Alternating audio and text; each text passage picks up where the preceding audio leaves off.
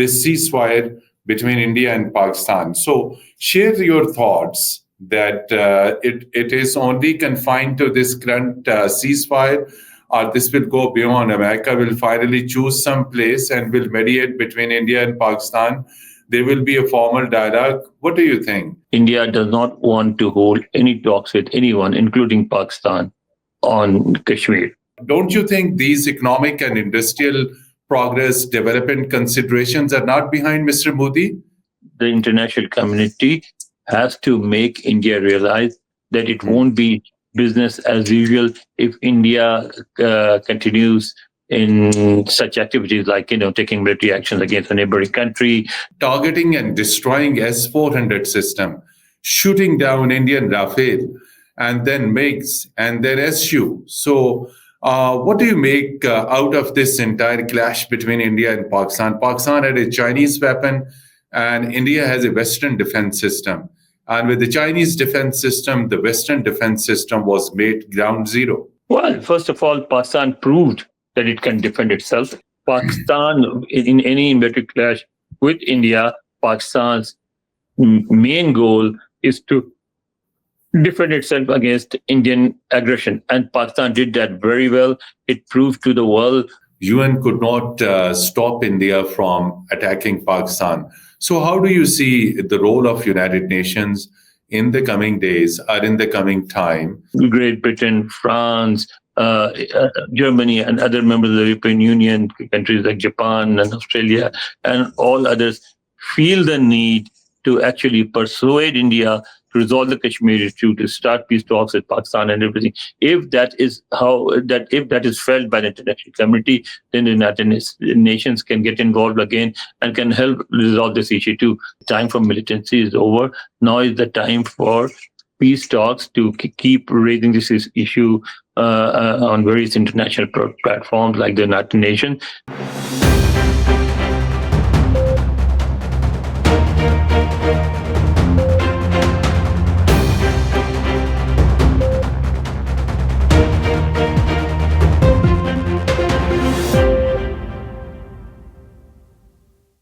Bismillahirrahmanirrahim. Hello and welcome to Program Insight in V News English. Dear viewers, finally, Pakistan and India agreed on ceasefire. But most important thing is disclosure by American president. Earlier, he made several tweets, but yesterday he appeared in a White House briefing telling the American and international media that it was the American president who played a vital role in bringing Pakistan and India on ceasefire.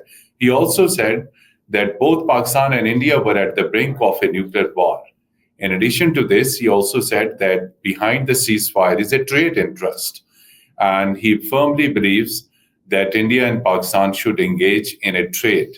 So trade, economic development is more important, which is why both countries have agreed on ceasefire. But unfortunately, Indian Prime Minister Narendra Modi, addressing the Indian nation yesterday night, made it clear that ceasefire was made on Pakistani request. India never requested this ceasefire. And he furthermore, he said that Operation Sindoor is continuing. Today, Pakistani Foreign Office rejected in strongest terms the statement made by Indian Prime Minister in his address to the nation and said his intention and his statement is quite dangerous for peace and security in South Asia at a time when global efforts are being made to maintain peace and security in South Asia. So whether American mediation was only to ceasefire between India and Pakistan, or it is beyond that, as India is still on defiance mode. To discuss this all, we are fortunate to have with us a senior seasoned journalist and senior analyst based in Washington, Mr. Anwar Iqbal. Very warm welcome to Program Insight in V News English. Anwar Saab. Thank you very much. Thank you. So, you have seen earlier, American president has, of course, announced things through tweets, through his, whatever he said, it was through X or tweet. But yesterday he spoke to the media, speaking in detail, and finally shared some of the details regarding this ceasefire between India and Pakistan. So share your thoughts that it is only confined to this current ceasefire, or this will go beyond? America will finally choose some place and will mediate between India and Pakistan. There will be a formal dialogue. What do you think? Well, thank you very much for inviting me. The first thing is, I mean, whatever the Indian Prime Minister is saying, or whatever Pakistan any officials are saying about who started the ceasefire and who inflicted how much damage to the other, I mean, that is obviously for domestic consumption. It's very obvious that Mr. Modi would not like to be seen as a loser in India, so he has to say what he's saying. The main point is, uh, will India engage in negotiations over Kashmir? And the simple, With Pakistan, of course.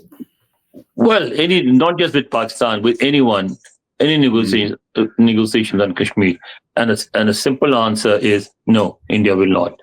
India does not want to hold any talks with anyone, including Pakistan, on Kashmir. Number one. Number two, will India accept a third party mediation with Pakistan? Again, the answer is no. Unless India it finds itself in a place where it has nowhere else to go and where it feels forced to enter into talks with Pakistan or to accept a third party negotiation, India will not like to discuss the Kashmir issue either with Pakistan or with the help of a third party. Any other third country. That is very difficult, very unlikely to happen anytime in the near future. So, how you see this statement made by Indian Prime Minister in his address to the nation? He was in total defiance mode, and he was saying that Operation Sindoor is continuing, and ceasefire was not requested by India. It was requested by Director General Military Operations of Pakistan Army, who made contact with India on hotline, requesting India. So he's again twisting everything, the things which have been made it clear with an American What else? mediation. What else do you expect? How can you actually expect him to say that no? Yes, we initiated military action against Pakistan, and that action failed. Obviously, the Indian Prime Minister is not going to say that. Obviously, he's not going to acknowledge that it was India who requested Pakistan for a ceasefire. And so far, it seems that it was maybe India initiated it, maybe Pakistan initiated it, but it was the United States that played a key role in arranging that ceasefire. The Americans stayed engaged with the Indians. The Americans stayed engaged with the Pakistanis. They spoke with the Indian Prime Minister. They spoke with the Pakistani Prime Minister. They spoke with the Pakistani Army Chief. They spoke with the Indian National Security Advisor. And then all these efforts resulted into an immediate ceasefire between India and Pakistan. Okay. But to expect Mr. Modi to go on air in his address to the nation and say that, yes, we lost at military action and that we requested a ceasefire is a bit unreasonable. That would actually lead to his exit from politics. What is happening now in India? Obviously, the first thing is for Modi to build up his image now. To actually, he's seen India as a strong man who has taken very tough decisions against Pakistan. He's seen as a man who can actually force Pakistan to do whatever India wants to do with Kashmir and on other issues. So first, he's trying to rebuild that image that I'm still the strong man, I'm still a formidable force, and I can still deal with Pakistan. So that his party could win the state elections in Bihar and other coming elections and everything. Other than that, India also wants to retain this option, the option of taking military action against Pakistan whenever it finds convenient to do so. So I think this is one very important point where the two sides can a point that two sides can negotiate, and Americans and others can also help, which is to stop India from taking further military actions. And I think on this particular point, Indians will, if not directly, they will accept indirect third-party mediation as well. I mean, Americans or Saudis or whoever can actually sit with the Pakistanis and the Indians and then persuade India to discuss some strategy, some formula which forbids both India and Pakistan from taking military actions against each other. But that will also be a long process because India will then bring into its allegations of terrorism against Pakistan. It will demand that Pakistan stops all terrorist activities. Otherwise, India will have the option to take a military action. Now, as we know that there are independent groups within the Indian occupied Kashmir that do conduct militant do take militant actions against the Indian forces, against Indian government officials, etc. And and we also know that it was not Pakistan which was behind this terrorist attack in Pahalgam, but there were groups within the Indian occupied Kashmir who were responsible for it. And so whenever something like that happens, then India can easily turn back and blame Pakistan and then start talking about military action. So the third-party negotiators, Pakistani officials, and the rest of the international community need to sit down with India and find a way out of this situation, persuade India to stop further military actions against Pakistan, and Pakistan will also have to give some assurances, but Pakistan already says that it does not support the terrorist attacks, that it doesn't have anything to do with the groups that conduct these attacks. But now Pakistan will also have to show it to the world that it has actually stopped supporting militant groups in Kashmir long time ago, and that it is no more involved in these activities, and that it is a domestic Indian problem, but India should deal with it domestically, not by blaming Pakistan. Anwar Saab, as you said that India may increase escalation with Pakistan, and he may not accept any mediation. He may not ready to listen on Kashmir. So if we take this one from Indian Prime Minister's statement, which he made in his address to the nation, if there is further escalation, ceasefire is vulnerable, very weak, and there is attack again. So another aspect of this is India, there is a massive foreign investment in India. There are IT parks, billions of dollars foreign investment, technologies, industries, and things like that. So when Pakistan made a retaliatory attack, it attacked many, many military sites. And of course, if next time India makes attack on Pakistan, there will be more harder response from Pakistan. And Pakistan is also on economic development path. There is CPEC, massive Chinese investment. So this military strikes may not be good for economic and industrial development, which both countries are getting, are there on this path. So don't you think these economic and industrial progress development considerations are not behind Mr. Modi? Well, that is something you will have to make India realize, that indulging in such activities would be bad for the Indian economy. It will slow down their progress and everything. But the thing is, so far, India does not think like that. India believes that other nations have invested so heavily in India that they cannot withdraw, that they will stay involved economically with India, and they will continue to invest. India will continue to continue its progress towards economic development and everything. But the international community has to make India realize that it won't be business as usual if India continues in such activities like taking military actions against a neighboring country, bringing the nation to the brink of on the brink of a nuclear war, and India's irresponsible attitude. That those things, it is the duty of the international community to make India realize that continuing on this path will also hurt the Indian economy. So far, Indians believe that it will not. So far, Indians think that they can look after themselves, that they can deal with the damages that a military clash with Pakistan can lead to.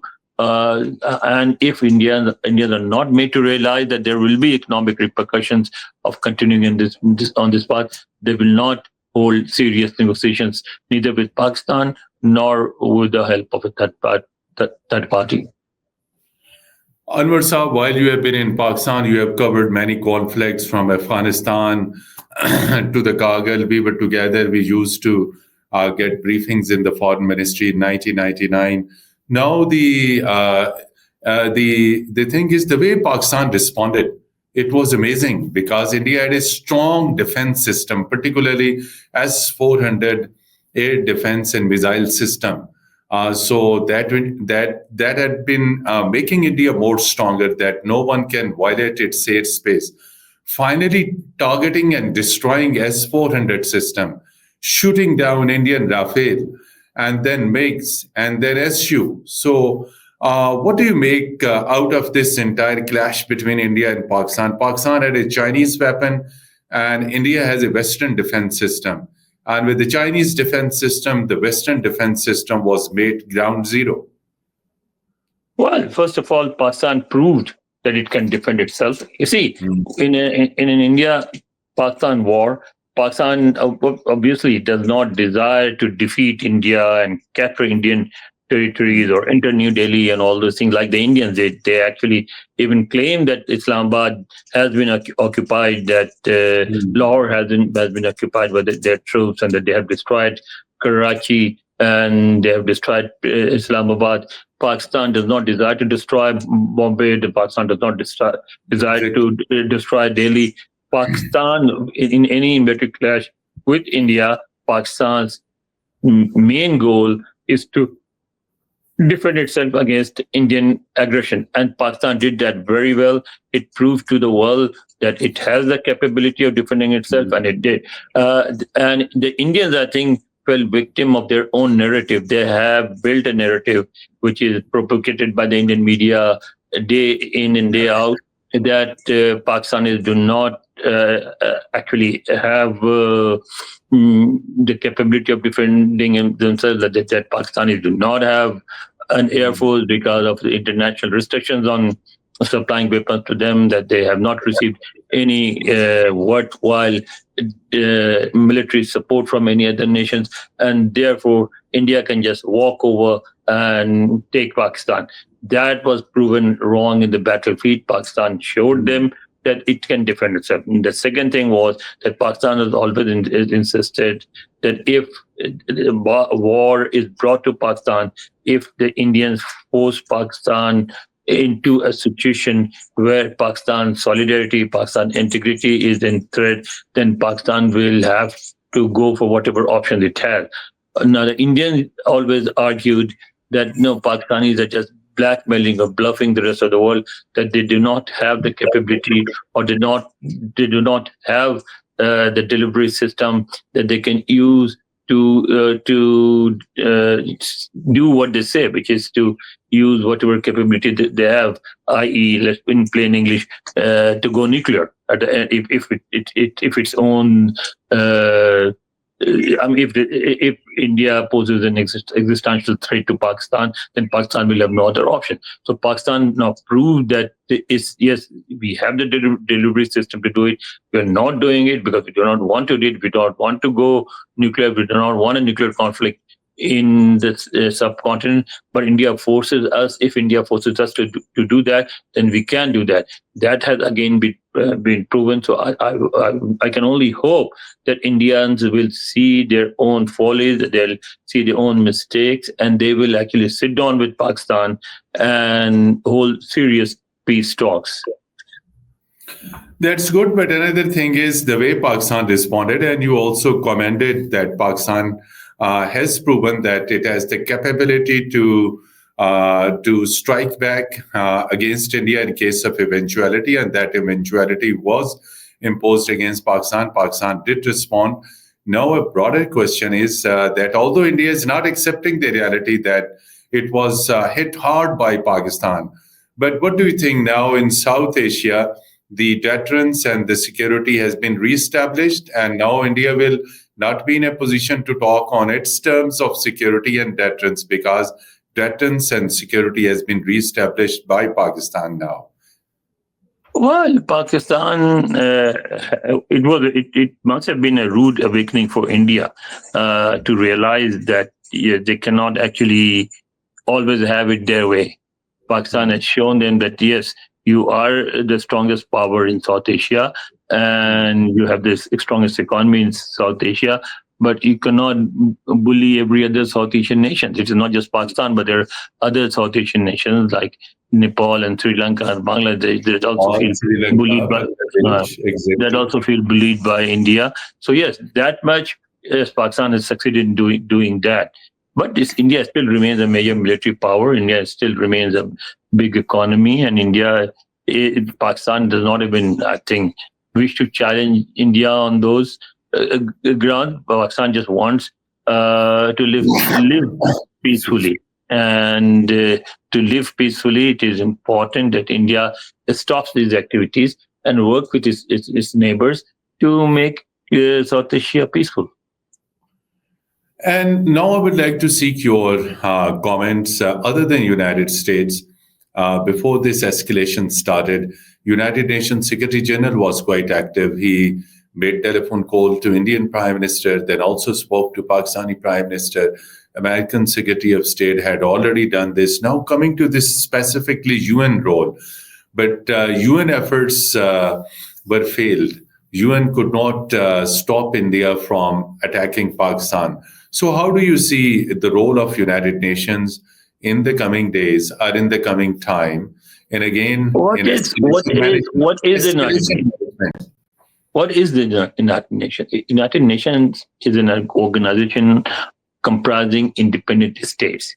The United Nations does not have a force of its own. Yes, it has some peacekeepers that are borrowed from other nations to keep peace in a particular region in the world with a very limited mandate, but it does not have its own force. It does not have its own economy. It doesn't have the economic weapons to persuade other nations to follow UN resolutions or follow UN instructions. The United Nations can only succeed when there is a desire in the international community for the United Nations to succeed.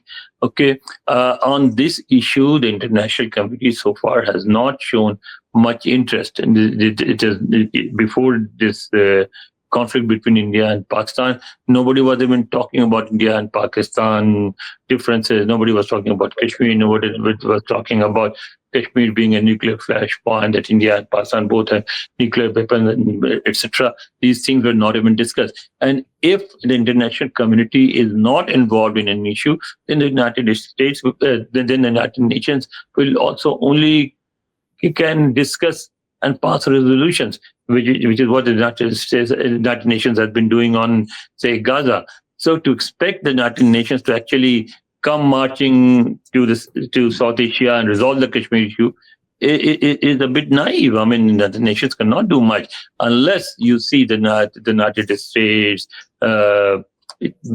Great Britain, France, Germany, and other members of the European Union, countries like Japan and Australia, and all others feel the need to actually persuade India to resolve the Kashmir issue, to start peace talks with Pakistan and everything. If that is felt by the international community, then the United Nations can get involved again and can help resolve this issue too.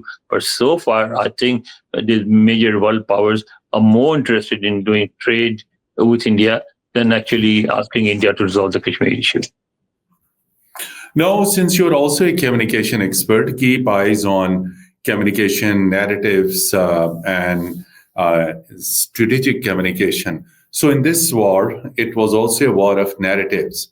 And Pakistani narrative has been established, got proven by international community, foreign newspapers, television channels, they have been accepting that Pakistan was not behind Pahalgam incident, and it was India which was actually behind Pahalgam incident. India tried to sell its false narrative before the international community, foreign media, foreign diplomats, and it was not accepted. So, what do you think? Where in the days to come, Pakistan should take its narrative against India?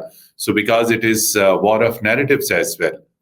Please. Well, it's not proven. I mean, yes, people do believe that Pakistan, or rather, let's put it this way, that Pakistan has been quite successful in convincing the international community that it was not behind the Pahalgam incident. But Exactly. the international community so far is not convinced that it was India that orchestrated that attack. That has not been proven. So what Pakistan needs to do is not to focus on so much on who was or was not behind the Pahalgam issue, but I think our future efforts should focus on several things. Now, one is that this war once again has proven that Kashmir remains a nuclear flashpoint. That anything, I mean, and a solitary incident like the terrorist attacks in Pahalgam can actually lead India, Pakistan to a war, and then ultimately to a nuclear conflict in the subcontinent. So that is a point that Pakistan needs to highlight. That to avoid further complications, we should start discussing the issues that divide India and Pakistan.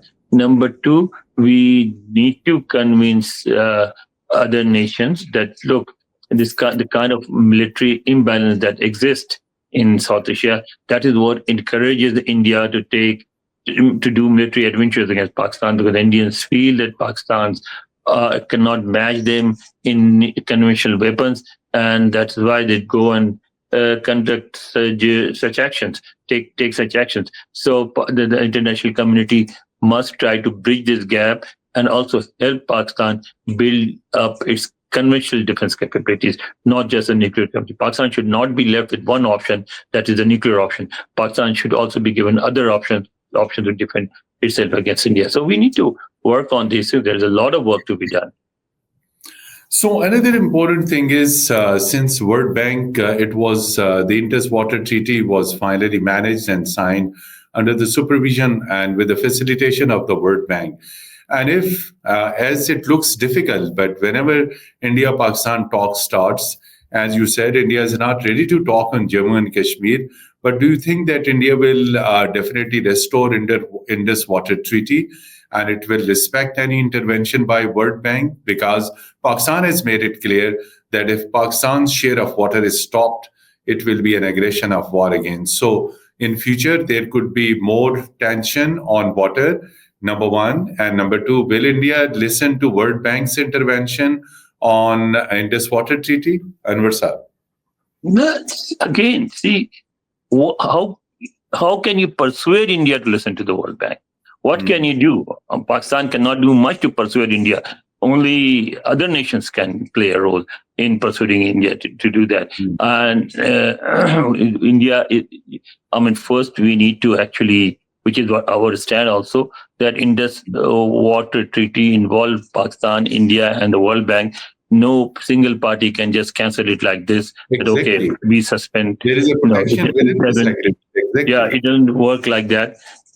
Number two, we need to inform the world that there is an international understanding, agreement, whatever you may call it, about distribution of water rights between upper riparian and lower riparian nations, and Pakistan being a lower riparian nation has a right to get a certain amount of water from India, and that right should be protected.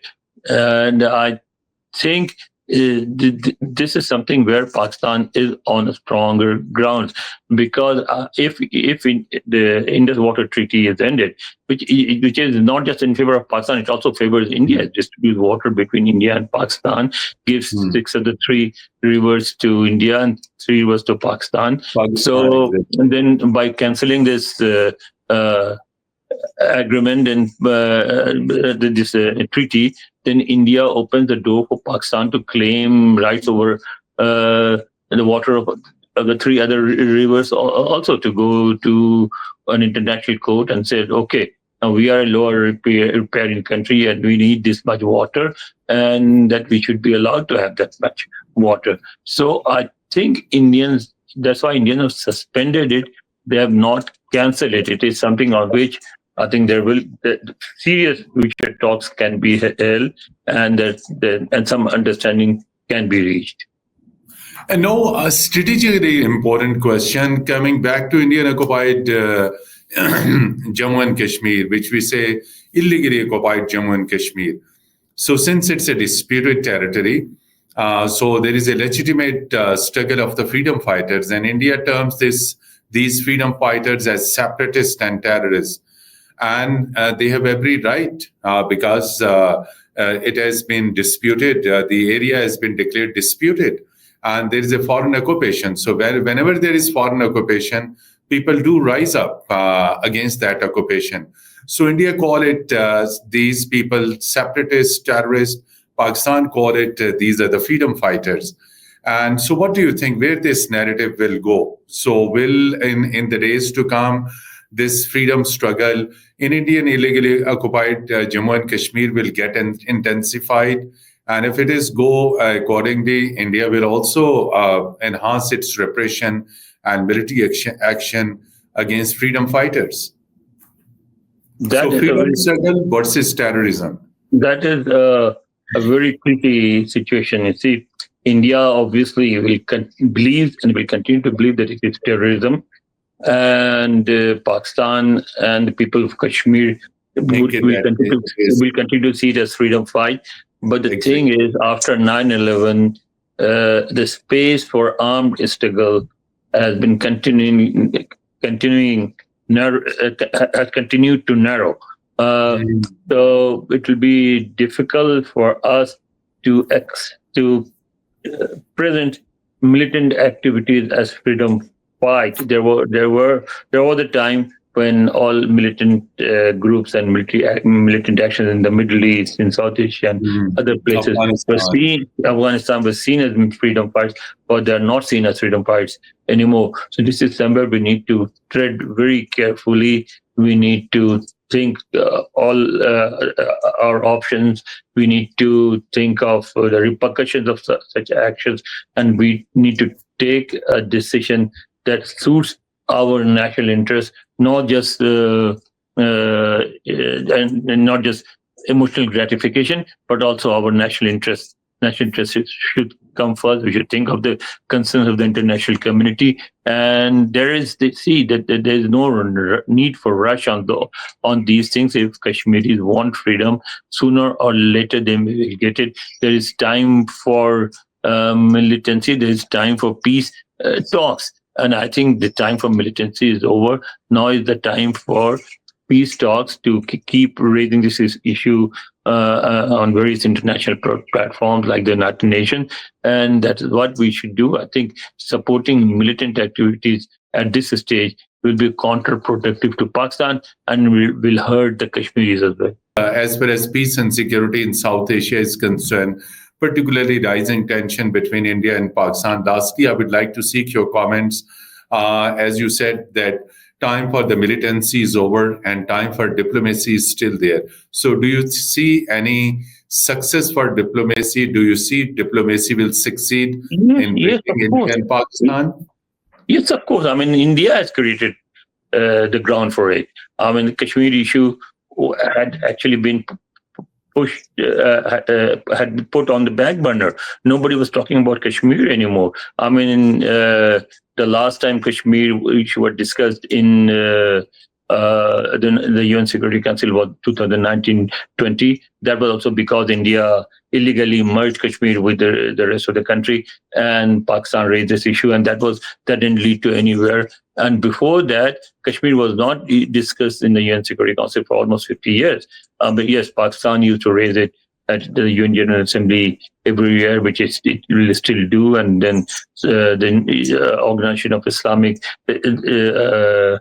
Corporation used to issue a statement, but that is neither here nor there. So it didn't really do much. But now, by conducting this military action, India has once again revived the Kashmir issue, and it is a good opportunity for us to actually keep the international community informed about the developments in Kashmir, particularly the Indian occupied Kashmir, and how about the Indian repression, and how Kashmir remains a nuclear flashpoint, and how it needs to be resolved. I think that has created a very good opportunity to put across our views and share it with the rest of the international community. So, do you think Pakistan is sitting in Security Council? So, as you said, it is best opportunity for Pakistan to put its viewpoint on Kashmir once again. So, what do you think? Security Council, Pakistan is a non-permanent member. In July, Pakistan will be having presidency for short term. So, how Pakistan can definitely put across its view on whatever developments that took place within Obviously, I mean, I don't know. I mean, now that the situation is diffused, I don't know if the Security Council will agree to hold another meeting on another debate on, or another meeting on Kashmir. But the coming General Assembly will be a very big opportunity for us. I mean, the entire military, the entire national community will be here in New York. All the leaders of the world will be here in New York, and that will be the time for us to put across our message, and we should start preparing. I'm sure they must have working on it already. I think that will be a good opportunity. Thank you so much indeed, Mr. Anwar Iqbal, senior seasoned journalist and senior analyst based in Washington, for sharing your thoughts. And whatever is the conclusion, that diplomacy should be given chance, India should show flexibility on issues with Pakistan, should accept foreign mediation, should accept diplomacy, should accept talks, and should ultimately sit with Pakistan to sort out all issues. Dear viewers, till our next program, goodbye and Khuda Hafiz. Thank you.